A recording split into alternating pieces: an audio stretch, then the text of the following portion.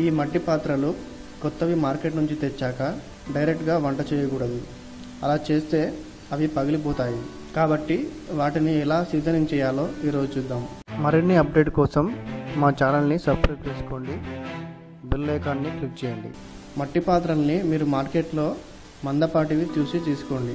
ఈ పాత్రలు మందంగా లేకపోతే త్వరగా పగిలిపోతాయి. మీరు కొనే ముందు ఆ పాత్రల్లో వాటర్ పోసి చూసుకోండి, ఏదైనా పగిలిపోయి ఉన్నాయా జాగ్రత్తగా చూసుకొని తీసుకోండి. వాటర్ పోసి కొంతసేపు ఉంచితే వాటర్ కారుతుందా లేదా తెలుస్తుంది. అలా చూసి మందపాటి గిన్నెలను తీసుకోండి.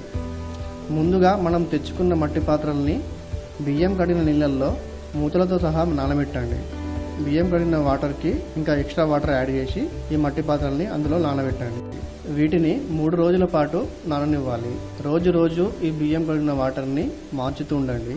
ఇలా 3 రోజుల తర్వాత వీటిని మామూలుగా స్క్రబ్బర్తో వాటర్తో కడిగి ఎండలో పెట్టండి.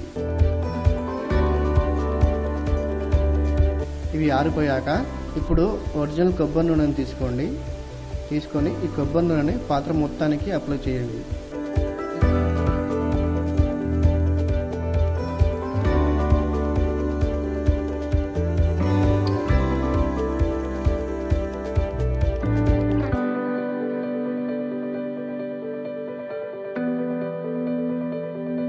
ఇలా అప్లై చేసిన తర్వాత వీటిని కింద పెట్టకుండా మన గ్యాస్ స్టవ్ మీద మీకు స్టాండ్ ఉంటుంది కదా, ఆ స్టాండ్ లాంటి వాటి మీద పెట్టి పక్కకు పెట్టండి. కొన్ని గంటల తర్వాత ఈ ఆయిల్ మొత్తం అది పీల్చుకుంటుంది. అప్పుడు నాన్ స్టిక్ మాదిరిగా అవుతుంది. ఆ తర్వాత వీటిని స్టవ్ పై పెట్టి వాటర్ పోసి ఉప్పు మరియు పసుపు వేసి మరగనివ్వాలి.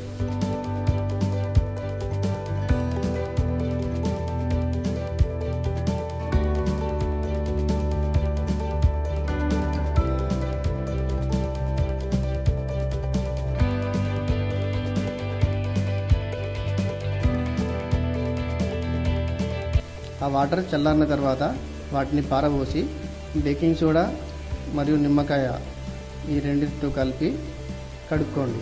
ఎలాంటి సోప్స్ని కానీ సర్ఫ్ పౌడర్ని కానీ వాడకండి.